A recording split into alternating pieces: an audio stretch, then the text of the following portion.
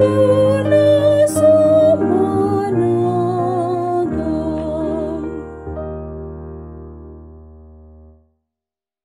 Kasih karunia dan damai sejahtera dari Allah di dalam Kristus Yesus Tuhan kita. Amin. Salam. Jumpa kembali dengan renungan harian dari Gereja HKBP Maranatha Rawalumbu, Resort Rawalumbu pada hari Selasa tanggal 30 Maret tahun 2021. Firman Tuhan yang ditetapkan untuk kita diambil dari Injil Matius pasal 26 ayat 38. Demikian firman Tuhan tertulis di sana. Lalu katanya kepada mereka, hatiku sangat sedih, seperti mau mati rasanya. Tinggallah di sini dan berjaga-jagalah dengan aku. Terkadang tidak mudah mengakui dan memberitahukan kepada orang lain bahwa kita sedang dalam situasi yang mencekam.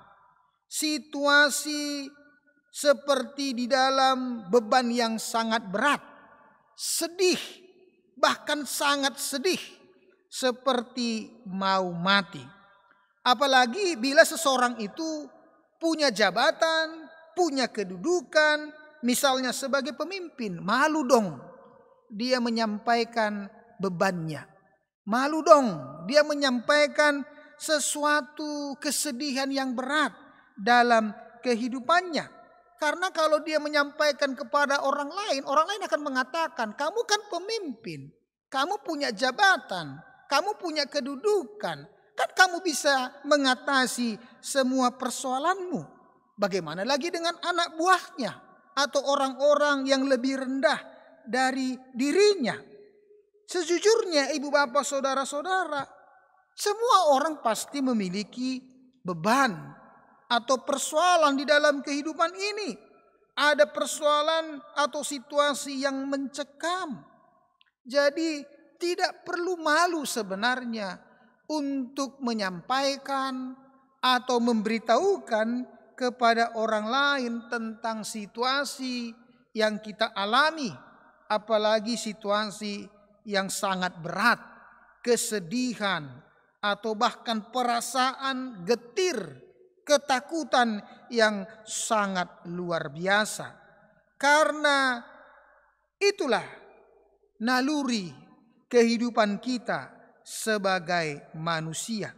Kita harus jujur, siapapun dia, apapun jabatan, apapun kedudukan yang ada di dalam kehidupannya, tidak akan pernah lepas dari yang namanya situasi dan peristiwa yang mencekam. Jadi wajar orang sedih.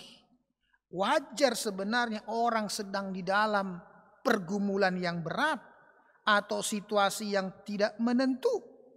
Seperti itulah yang dialami oleh Yesus Kristus di dalam renungan kita hari ini.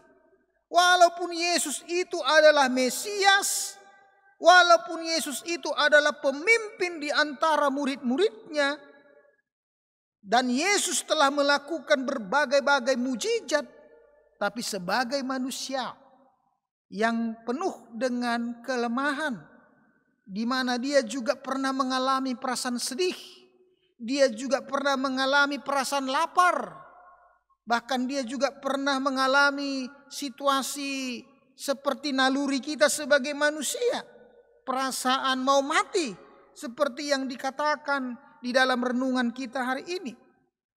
Karena apa yang dihadapi oleh Yesus di dalam firman Tuhan hari ini adalah situasi yang sangat berat, situasi yang sangat mencekam.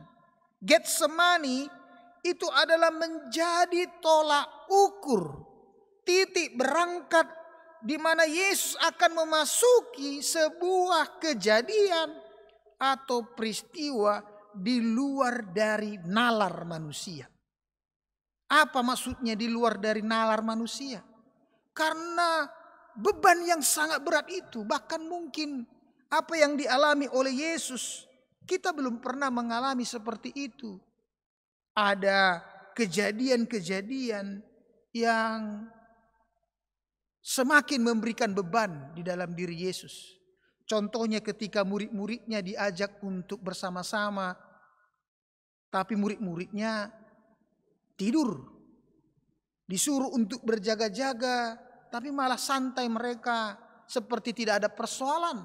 Satu hal lagi yang membuat Yesus menjadi sangat teriris adalah ketika salah satu muridnya yang diangkat menjadi bendahara di antara 12 rasul itu adalah Yudas akan menjadi pengkhianat bagi dirinya.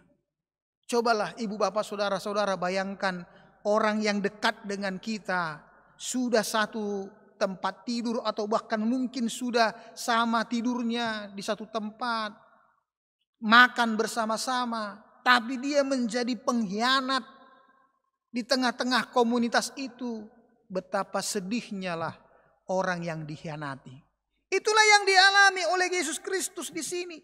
Jadi wajarlah Yesus dikatakan hatiku sangat sedih, seperti mau mati rasanya. Peristiwa Getsemani adalah peristiwa yang sangat berat. Peristiwa penuh dengan kelicikan. Ada penguasa-penguasa yang gelap ingin menangkap Yesus dan membawa Yesus ke dalam sebuah masa-masa penghukuman yang paling berat. Ini sebuah titik nadir yang dialami oleh Tuhan Yesus Kristus. Ditambah lagi ibu bapak saudara-saudara, ketika Yesus ditangkap, semua murid-muridnya akan meninggalkan dia. Ibu bapak saudara-saudara yang dikasihi Tuhan kita Yesus Kristus, kita tahu begitu beratnya sebenarnya pergumulan itu. Itu sebabnya ketika Yesus berdoa di Taman Getsemani, 3 kali dia menyampaikan pernyataan yang sama di dalam doanya. Yang mengatakan, ya Bapakku, jikalau sekiranya mungkin, biarlah cawan ini lalu daripadaku. Tetapi janganlah seperti yang ku kehendaki, melainkan seperti yang engkau kehendaki. Yesus mengatakan, biarlah cawan ini lalu daripadaku. Cawan itu adalah lambang penderitaan, simbol pergumulan yang sangat berat yang akan dihadapi oleh Yesus, yang akan dipikul oleh Yesus demi kesetiaannya kepada Bapa dan demi cintanya kepada kita manusia. Tidak main-main sebenarnya derita yang dialami oleh Tuhan Yesus. Bahkan kalaupun manusia yang hidup saat ini tidak akan pernah mau menerima seperti yang dialami oleh Yesus. Kalau kita andai kata menghadapi siksaan-siksaan seperti itu, kita akan mengatakan lebih bagus kita mati aja duluan. Tapi Yesus harus melewati semuanya itu. Itu yang kita kenal dengan istilah Via Dolorosa, jalan penderitaan. Supaya kita menyadari ibu bapak saudara-saudara, betapa luar biasanya sebenarnya penderitaan yang dilalui oleh Yesus demi kesetiaannya dan demi cintanya kepada kita manusia. Yesus juga mengatakan kepada murid-muridnya, tinggallah di sini dan berjaga-jagalah dengan aku. Yesus membutuhkan orang-orang yang dekat dengannya untuk menopang pergumulannya, untuk menopang penderitaannya. Namun apa yang kita lihat, murid-muridnya tidur dengan lelap.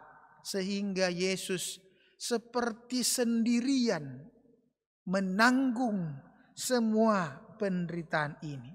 Firman Tuhan ada mengatakan, bersukacitalah dengan yang bersukacita, menangislah dengan yang menangis. Justru dari murid-murid tidak kita temukan hal seperti itu. Mereka seakan-akan tidak mengetahui apa yang akan dialami oleh Yesus. Ternyata beberapa kali Yesus sudah menyampaikan dia akan mengalami berbagai penderitaan dan penderitaan. Ibu bapak saudara-saudara, jadi seberat apapun persoalan yang kita hadapi, ingatlah Yesus sudah lebih dahulu menanggung semuanya itu. Seberat apapun persoalan yang kita hadapi, apalagi persoalan pandemi sekarang ini, jangan mudah menyerah. Jangan mudah berputus asa. Yesus sudah mendahului semuanya itu. Kita memiliki teman, sahabat yang juga sudah pernah mengalami penderitaan bila andai kata kita sedang menghadapi penderitaan saat ini. Karena itu bersukacitalah bila kita masih menghadapi berbagai pergumulan dan penderitaan, karena kita tidak sendirian.